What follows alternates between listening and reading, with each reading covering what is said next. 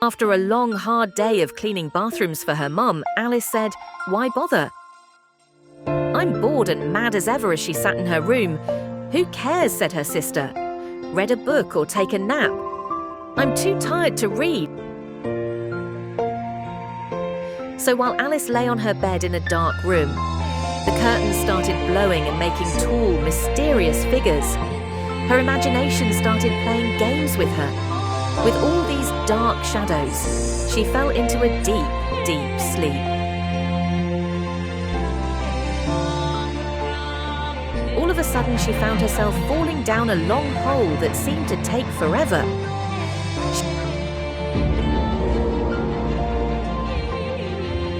When she stopped falling, she asked herself, "Is this the other side of Earth? Are we in China yet?" and started to giggle. Surprisingly, when she landed, it did not hurt. "No chores here," said the rabbit. There is a white rabbit with a pocket watch and an overcoat grimacing at her. A talking rabbit? Alice thought she must have hit her head very hard because now she was hearing things. "How awesome," said Alice, "and I'm not even at the zoo." The rabbit had on a white ironed suit and wore a tall hat like the maitre d'. "I feel put out of place now. I have nothing fancy to wear. I wonder if he does tricks too," she said to herself. "I don't want to piss this one off." "What do you mean, where have I been?" asked Alice. "Yes," said the rabbit. She had never seen a rabbit with a watch and suit before. She said to herself, "Who are you?" "Follow me," he said. "We are going on a journey." "I don't think so," said Alice. "What else do you have to do?" said the rabbit. "You've been complaining all night about being bored." "How do you know what I was thinking?" said Alice. "You dream very loudly," said the rabbit. "I hear so many things." So down this dirty tunnel, they both went to find the trial of the doors. Yet right in front of her, where she landed, there is this table with a golden key. Perplexed, she figures that the golden key must go in the first door so that she can get out, even though she just got here. So she tries it. When she turns the key, it leads her to an enchanted garden. But Alice is too tall to pass through. There is a tiny garden inside that she could never touch. "How lovely! But I can get in. This door is too small for me. Way too small. At this rate, I will never get back home."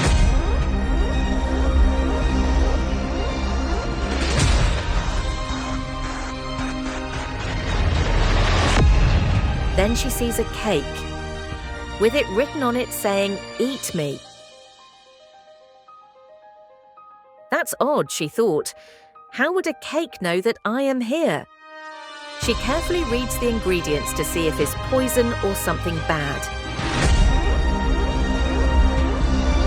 She barely tastes it and discerns that it is sweet. "Just don't tell my mum," as she grows immeasurably large. "Oh no!" she cries out loud. "Now everything has shrunk immeasurably small and cumbersome around me." She feels like a Oompa with large hands and thinks, "Who would ever marry me now?" A tearful bath, and she starts to cry. "I feel so powerless with no mommy or daddy to help me. No one to save me," she exclaimed. "What have I done?" she asks herself. Yet there is a tiny cake under the table labelled, "Eat me." Feeling resigned with no other plan at the moment, she surrenders to the moment, not thinking wisely, eats it and grows. She lies in a pool of tears. "I should have left well enough alone." She sees herself so small with no friends at all. She takes a small bite, and now she grows way too tall. "This will never do. Plus, none of my clothes will ever fit." Alice is so lost. So she starts to swim in her pool of tears. Yet there are all of these other animals swimming with her too. So she doesn't feel so all alone. There is a very nice mouse who is behind her. But Alice keeps wishing her cat were with her too, which makes Mr. Mouse very uncomfortable. Do you want to eat me as well, to Alice? Alice just laughs, silly mouse. No, I'm older than you, Mr. Lorry. So that means I am smarter than you. So now you must behave.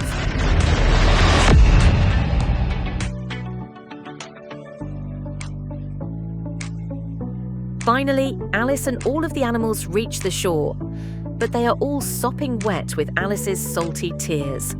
How are we going to meet the king and queen? Alice asks. Our clothes are ruined, she says.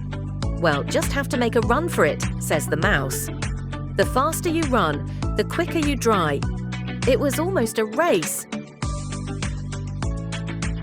I wonder who won, asked the rabbit. I think everyone did, said the turtle. No one loses in Wonderland. Nothing for gifts. Do, the turtle asks if Alice has anything in her pockets. Well, I do have this tiny thimble there for some reason.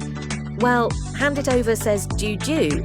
Well, that was rather short and crass, she says to herself. Alice hands it over, and the turtle promptly makes a short speech, saying how wonderful it is to have Alice. How she is here with us on swimming day. He hands it back like he has owned it. Like it is a present. How odd, Alice thought. But not to make matters worse, she accepts the gift and says nothing at the absurdity. People giving nothing gifts? The rabbit returns and demands his white gloves back. I don't have them, she replies, and then proceeds to look for them. Getting lost in the forest, she happens upon a tiny house and steps in. There is a mirror in it, and she appears quite large, as in, how did I ever fit in here? All of which Alice finds so distressing. How will I ever make it to the ball when I am so hideous? Fret not, says the tiny lizard. I'm quite small and green, but so are so many of the animals who all love dancing with me. Size is really a matter of taste. Really, says Alice. What do I know? I'm just a little girl with big ideas. I guess I have a lot to learn while growing up. So Alice continues her walk within the woods. A caterpillar smoking a hookah, puffing away, making small animals with his smoke rings. How clever, she thought.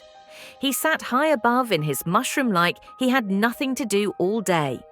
Oh, that he said, this is my make-believe pipe. People think I'm smarter if I'm from India and speak with an accent.